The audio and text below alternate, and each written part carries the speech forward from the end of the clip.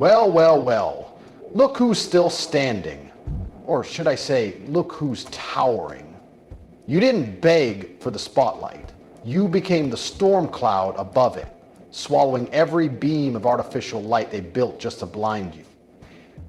They had a plan, didn't they? To bury you somewhere beneath mediocrity and false smiles, to wrap you in chains of politeness while they paraded their hollow achievements like royalty. But now they're stumbling over their own words, choking on the silence you carry like a blade.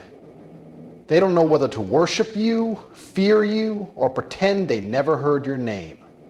But they do hear it. In whispers, in warnings, in midnight confessions. They'll never dare speak it aloud because something happened. You emerged, and no one's been the same since. See, the problem wasn't that you were different. The problem was they noticed. Notice the way your presence reshaped the air like a pressure drop before a thunderstorm.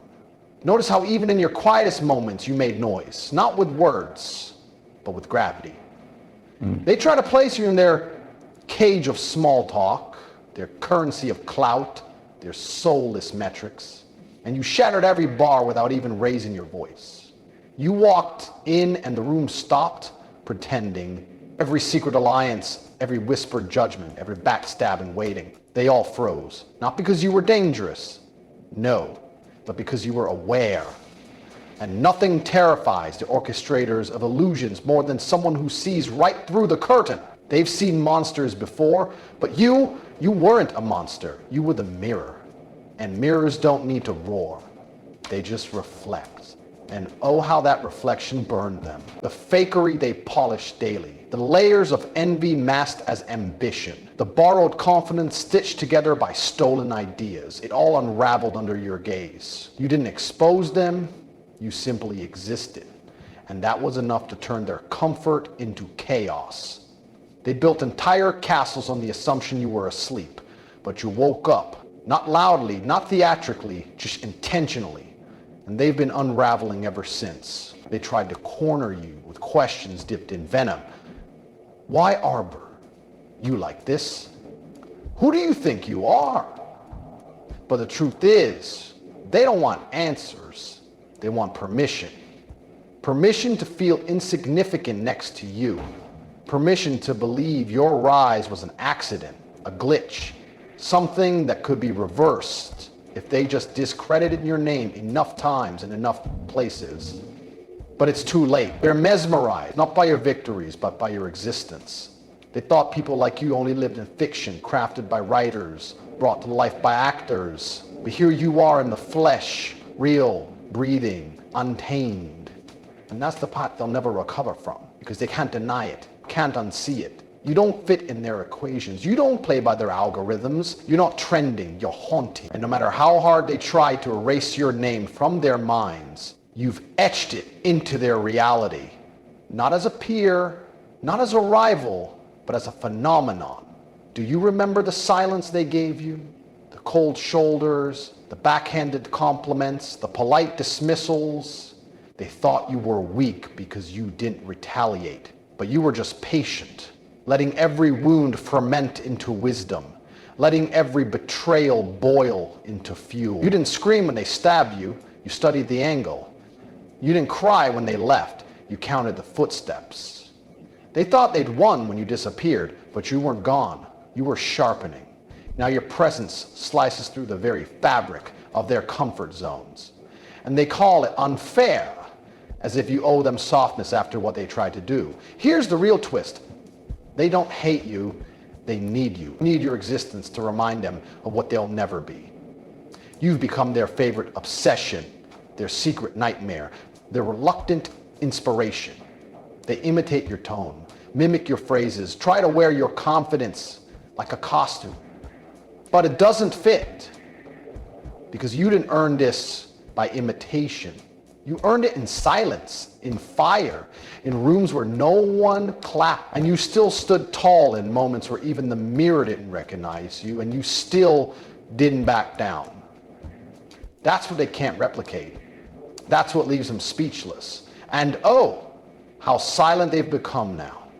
The same mouths that once dismissed you now hesitate before they speak your name. They check your page in the dead of night, hoping to see something, anything, that will prove you're still human, still fallible. But you're not. Not to them. You've become myth, a walking contradiction, the flame that burns without smoke. They try to decode your origin story, not realizing it was written in pain they could never endure. And that's the truth they'll never accept.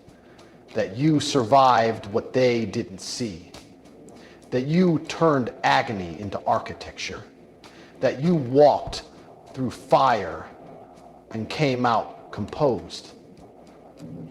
Now they pretend to celebrate you, pretend to understand you, but their eyes betray them, wide with awe, narrow with envy, darting with confusion.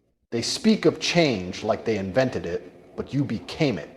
You didn't evolve, you ruptured. And in doing so, you reminded them of what authenticity looks like. Not polished, not palatable, but raw, chaotic, untamed. The kind of authenticity that doesn't ask for applause, it demands surrender. But don't mistake their silence for peace. Inside, they're crumbling because you've made them question their entire architecture. If someone like you could rise from what they discarded, what does that say about them? If someone they mocked now walks ahead without flinching, what does that reveal about their strength? These aren't just questions, they're torments. And they echo every time your name enters the room unannounced. Every time your presence shifts the atmosphere. Every time your eyes meet theirs and they flinch. And yet you've said nothing. That's the part that paralyzes them the most. You haven't retaliated, haven't exposed, haven't explained. You've just existed. And in doing so, flipped their entire universe upside down. They weren't prepared for an enemy. They weren't prepared for a revelation. You are being so unapologetically self-defined that it makes their entire existence feel borrowed, secondhand, manufactured. You were supposed to break, but instead you became the blueprint. And this is only the beginning, because now that the dust has settled and the masks have cracked, the question is no longer, what did you do? It's what will you do next? Because the path you're walking has no map, no guide, no precedent. You're not just rewriting your story, you're erasing theirs. And as the lights dim and the audience holds its breath, they can feel it. That chill, that shift, that moment before the second wave arrives. The question isn't whether they'll survive it. It's whether they'll understand it. But here's the thing, they won't. They can't. This isn't a performance they're watching, it's a reckoning they accidentally scheduled when they dared to write your obituary while your heart was still beating. And now you're rewriting the script in the language they were never taught. One stitched together with silence, shadow, and the type of power that can't be quantified. Sure to embody the consequence, the very result of their schemes gone wrong, their cruelty misfired, their underestimations bleeding through every twitch in their smile. You are the storm they thought was just a breeze. In the moment they tried to chart your movements, you reminded them, you have no orbit. You're not here to revolve around their approval, you're the center now, the axis. The source of disruption they prayed would remain a whisper. But whispers grow teeth when ignored long enough. Now yours bite. They stare, hypnotized and helpless, as you move like smoke through the ashes of who you used to be. Every step you take now is a warning wrapped in elegance. Every word you speak feels like it has weight, carved from scars and lit by something older than rage. They want to believe this is temporary, that you'll burn out, that all flames flicker, but you're not burning for applause. You're igniting what they buried. And nothing terrifies them more than the thought that you didn't just survive, you remembered. Every slight, every betrayal, every fake smile that tried to stitch itself into your skin. You carry them now like armor. And when they look at you, they see it. That armor made of moments they thought you'd never walk through. They don't recognize your light because they never stayed to see you build it. But now it blinds them, and still they stare. They've made you a myth in their minds to rationalize their guilt. You changed. You're not the same. As if you were ever meant to remain static, small, digestible. As if their comfort was more sacred than your evolution. What they really mean is, you stop being predictable. You stop folding. You stop making them feel taller by kneeling. And now they scramble, desperate to redefine you through recycled lies and whispered envy. But it's too late. Their narratives crumble against the clarity of your presence. You no longer need to defend yourself. You exist. And that's enough to disarm the entire room. Look at how they walk around now, cautiously, like they're navigating landmines of their own guilt. They feel your silence like it's a siren. They feel your absence like a punishment. You didn't scream when they betrayed you. You disappeared. And that disappearance spoke louder than any argument could have. They didn't expect your withdrawal to become their reflection. They thought you'd come crawling back, begging for closure, validation, crumbs. But you vanished, and the void you left behind swallowed their confidence whole. Now, same people who called you too much were replicas of your old self, like fashion. They mimic what they mocked. They twist your essence into aesthetics, never realizing the weight behind the aura they're trying to borrow. They want your crown, but not your crucifixion. They want the glow, but not the grief that birthed it. You didn't just endure, you transformed. And that transformation was never meant to make them comfortable. It was meant to make you unreachable, not physically, but spiritually, mentally, emotionally. Because now, even if they speak your name, it won't bring them closer. It'll just echo back with silence, too loud to ignore. And still they keep watching, desperate, despairing, trying to decode your calm like it's a countdown. They wonder if you'll retaliate, if you'll spill what you know, expose the cracks in their carefully curated lives. But you won't, because revenge is too small. You're not after payback, you're after permanence. And that's what eats them alive, the fact that you've moved on, but not in the way they hoped. You didn't just walk away, you ascended. And now you exist in a realm they can't reach. No matter how loud they scream, you no longer need to destroy them.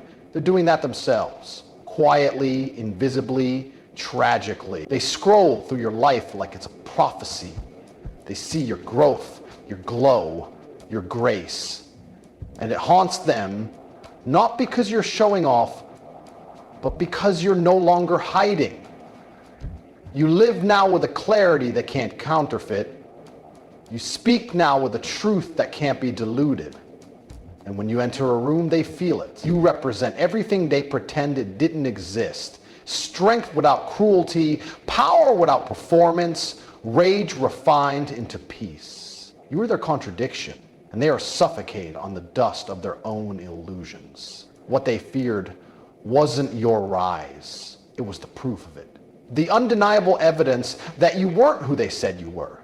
That your silence wasn't surrender, it was strategy. That your distance wasn't defeat, it was discipline. Now they're exposed, naked beneath the very light they tried to deny you. Because you shine now, not with arrogance, but with aftermath. You carry not just your survival, but the ruins of every lie they tried to bury you under. And still they wonder, how?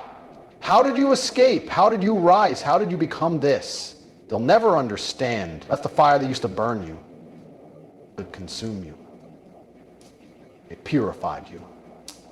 That every scar became scripture. That every betrayal became a blueprint.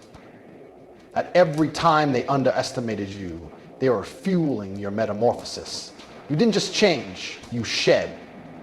You released every version of yourself built for their comfort. You let go of the need to explain, to prove, to justify. And in that letting go, you became something they can't name. A force, a presence, a reminder that light forged in darkness doesn't flicker, it blinds. And now their silence screams.